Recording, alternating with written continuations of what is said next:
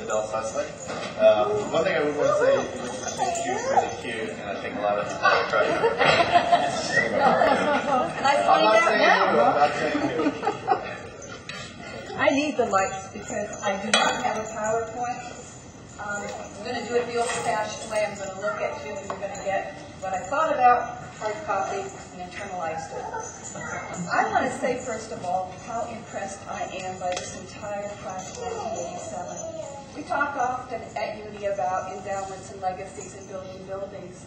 And I see here you building community, literally bridging students from 1987 who were seniors to anybody who came to this meeting today from the current class. To me, that is UNI High. That's the building.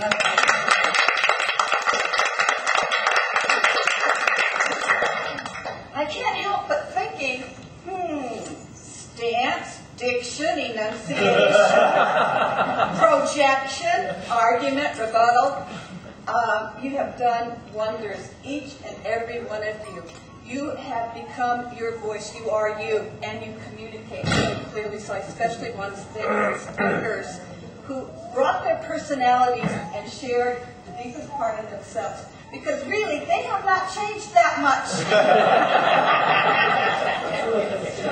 And I remember some of the habits with fondness and great love. And you know it has to be a good presentation because Brian's been taking notes. Anyway, truly, I'm very, very impressed by the wonderful people you are. And I know you just have a few speakers so far, but even Tony, when he got all this organized, I mean, I thought, I've never seen a group come through doing this, and I've been here 28 years. Sure, we have people visiting UNI, and they love to come back, but you guys literally are building. So, I also was given the same charge. How has UNI changed? And other than getting a lot older, losing hair, in some ways it hasn't changed at all.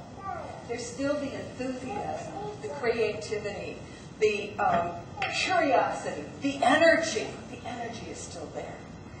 And I think it's going to be more of a challenge for us as teachers to tap into that because there are some changes that have happened. Not necessarily bad, but responding to the historical events of the time. For example, we have to keep our classroom doors locked now. And that's the result of Virginia Tech. We call it Code Red. And last spring, at the end of the year, we had to go through a drill. And I now teach 9th grade. This is now beginning my 4th year teaching 9th grade. And I still remember I had to get my students between two walls on the 2nd floor with their glass doors, so you could look in anyway. But we had to be hidden, and I had to move file cabinets in front of the door so that if an intruder came into the building with a gun, God forbid, at least hopefully they wouldn't see us make past that one by. I don't recall having to do something like that with you guys. I don't recall having to keep the front doors closed now, although I've been doing half of them open this week anyway. But these are changes that are responding to the new world, and it's great. It reminds me when we had to do drop and duck when I was a kid, which was which was our way of surviving a nuclear holocaust. We would drop under our desk, put our hands over our neck, and be 100% safe. I guess I will basically address my talk to the changes in the English department because I think most of you notice and laugh because of the senior debates. I do hope they've stood you in good stead because what I heard this morning with the eloquence, it really almost brought me to tears. Because a number of you did not even want to get up on stage, and now you're commanding the stage, and you're experts in your field. And I hope that the program in English here is in part due to that. It wasn't easy at the time, but hey, you figured it out. No pain, no gain. I saw that in your work. But truly, this was meant to be the best for you.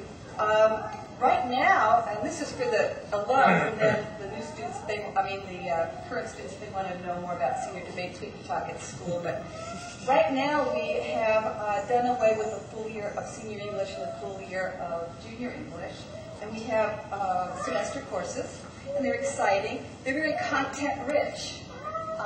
And so you have topics like Shakespeare's plays, Asian American Lit, African American Lit, Native American Lit.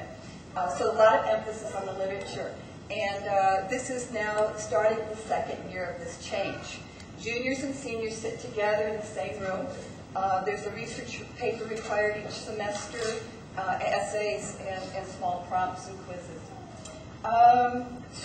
You know, that's the big change that I'm going through, because I'm doing my fourth course in 2 years, and it's a lot of prepping, because you guys know what it is like to have gifted students. You don't have a dull moment. And that's the way it should be. One of the changes, too, it's much more lecture-oriented to get the content. Senior debates are of the past, but again, new things come around and new things happen. And I wanted to talk a little bit about what Chris was saying about social activism, because one way that I can keep my hand still in terms of looking at current controversy is by what we call here at UNI Global Studies Initiative, GSI. And we meet every Monday night for an hour. It's not a course, I don't get paid for it, and the students don't get any credit. But we take someplace in the world that seems to have some difficulties. Last year, for example, we looked at the Dominican Republic. And as we began to learn about its social economic structure, the cultures, its long, rich history, we began to come across a word called Batey, B-A-T-E-Y. And the Batey is a squatters camp. It's for migrant Haitian workers. And if you're familiar with the island of Hispaniola, you know, of course, that it's divided in half, Haiti on one side, Dominican Republic on the other. And we had a number of students who were concerned about the fact that the Dominican Republic had the second highest poverty rate in the Western Hemisphere, Haiti having the first. And we looked at the Bateys, and we saw that they had no electricity, no water, people were living in tin shacks. And the students began to do what you did, alumni as seniors. They looked at the causes of the problem, looked at ways that maybe that problem, or those problems, because it's not just one, could be alleviated. And to make things short, after doing the theoretical and technical and analytical things that you did with senior debates, we took a trip to Haiti. We raised the money to do that. The students did. Char's going to talk more about this, so I don't want to take her thunder. I asked her to. But bottom line, we built a house, the money that the students raised, so they got to see the changes they thought would be most helpful actually come about. Built a house, planted trees, left water a mile because there's no running water, and you don't want to drink that water unless it's boiled anyway. High contamination rate. And when you see that there are no restrooms, you understand more. So basically, I agree with Chris. There's much more activism here, and I tell you, well, I let Shara speak when she gets to the point. But from the articles that they've written, because they blog every day, and by the way, if you don't know, Gargoyle is online now, and you can read any day of the week what's latest happening news. Please, it's a wonderful journalism course with kids writing, but Shara may not feel comfortable showing the article, but this was in the News Gazette when we got back. She wrote it. We have a number of presentations we're giving throughout the state, hopefully to raise awareness of this kind of experiential international service learning in other schools. And in fact, the U of I has picked up the program just as a model, and we will be replicating this thing next year, but only with 2 uni students. Which is a little bit sad, because I'd like to go back and meet all the community that we made friends with. But there's an opportunity now of taking students to Nicaragua, and we're on a coffee plantation. Yes, we'll be picking the beans along with everyone else. We're not getting any extra status. We're equal. We're not standing out.